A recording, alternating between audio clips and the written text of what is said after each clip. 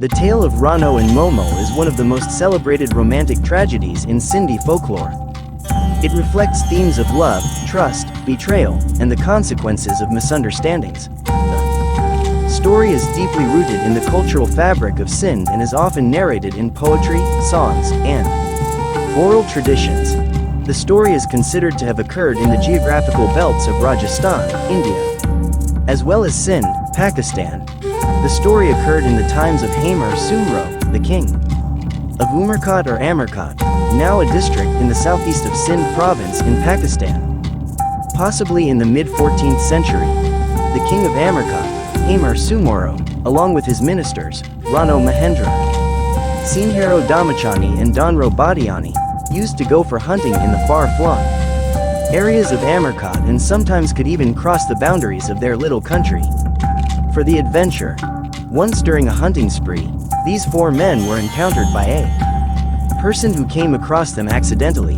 They did not disclose to the fellow who they were and what they did, but the fellow engaged them in the story of what happened to him in the preceding days. He was a prince from the area near Kashmir, who had heard the legend of Momal's beauty and charm and got so inspired that he pursued the adventure. But when he approached the area where Momal lived, he was not only overpowered by her enchanting beauty but also the tricks and schemes played by her female servants, sisters, who not only robbed that prince of his wealth and material but also so confused him in multiple puzzles that he could do nothing else but save his life and run. The story told by this prince was sufficient to intrigue those four friends. They extracted information from the prince about Momal's whereabouts and decided to pursue the same adventure. The place where Momal lived was near Lodruva, in the northeast of Umarkot. She lived with her some historians say 9, sisters, the most famous of which being Somal and Natir.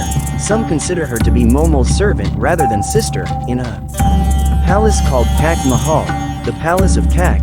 It was a magical palace with labyrinths, puzzles, fake ponds, illusions and much more. It was a legend that anyone who wanted to be a suitor for Momal would undergo several obstacles, and the one who succeeded in reaching the palace unharmed would possibly be accepted as her consort. As the history suggested, almost everyone who approached Momal and her sisters, servants, was robbed of everything, including their lives, excluding a few like the prince from Kashmir, who told the stories of his devastation. Momal enjoyed legendary beauty. Somal was famous for intelligence, while Natir was known as a schemer. They worked collectively to enchant the suitors and overpower them. They could not let the suitors experience an easy task of puzzles they designed for them. As the luck would have it, Rano Mendro, who was famously intelligent and brave, was the only person to successfully reach the palace, utterly unharmed. Momal was fairly impressed, and that led him to be accepted as her consort. Rano and Momal kept meeting each other for long, and their love story gained profundity of feelings from both sides. The king Hamer, along with other 2 ministers, left Rano Mendro at Kak and left for Umarkot. However, King Hamer felt jealous about Rano to have succeeded in overpowering the most beautiful woman in the world he personally knew. So he kept a check on Rano and asked him not to meet Momal. Rano, being his minister, had to abide by the orders of his king friend. But his passion about Momal did not let him stay peacefully away from her. So usually he left for Ludruva on his camel in the evening after work and returned to Umarkot by the next morning.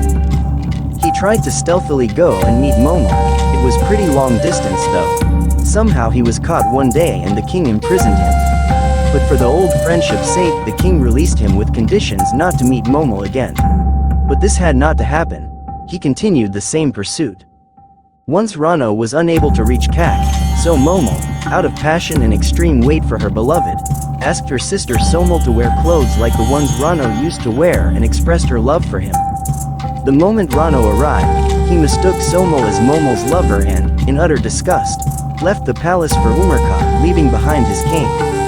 As Momal woke up, she saw his cane and realized Rano had been to her room and seen her with Somal, rather mistaken Somal to be some man. Momal waited for his return, but to no avail. At last, when the push comes to shove, she resorted to go out for Rano in Umarkot. Disguised as a man, she finally searched him and stayed in Umarkot for some time. in a short span of time. Rano came to learn it was Momal, who had disguised herself. So he tried to go away from her. Then she pleaded him to forgive her for her mistake, which was basically not an intentional trick but an outburst of passionate feelings about Rano, and nothing else. Rano was too obstinate to forgive her. Out of desperation, she jumped in raging fire. When Rano came to learn this, he followed her in the same flames and got consumed by the same. The story of Rano and Momal serves as a poignant reminder of the fragility of trust and the devastating effects of pride and jealousy. It continues to inspire poetry, music, and art in Sindh and beyond. The story underscores the power and tragedy of love when combined with misunderstanding and pride. Thanks for watching this legendary Rajasthani folk. Subscribe the channel for more folktales.